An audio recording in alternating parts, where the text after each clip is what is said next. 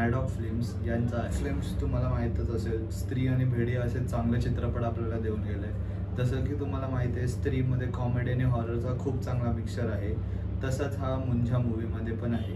मुंजा movie एक Konkani टेलवर based आहे, जिथे म्हटलं जातं की बालाच्या मुंडनाच्या 10 दिवसाच्या आत जर त्याचा मृत्यू होतो तर तो एक ब्रह्मराक्षस किंवा मुंजा बनून येतो। मुंजा बनून काय येतो याचं पूर्ण वर्णन या चित्रपटात सांगितलेलं आहे। मुलाच्या अधुरे स्वप्न किंवा अधुऱ्या इच्छा ज्या राहिल्या असतील ते पूर्ण करण्यासाठी तो मुंजाचा रूप घेतो। चित्रपटाचे डायरेक्टर आदित्य सरपोतदार यांनी चांगल्या पद्धतीने हा चित्रपट डायरेक्ट केला। या चित्रपटाचे मेन लीड अभय वर्मा आणि शर्वरी वाघ यांनी सुद्धा चांगलं काम केलं आहे। हा चित्रपट पण कॉमेडी आणि हॉररचा खूप चांगला मिक्सचर आहे आणि तुम्हाला पोट धरून असायचं असेल तर हा चित्रपट नक्की बघा।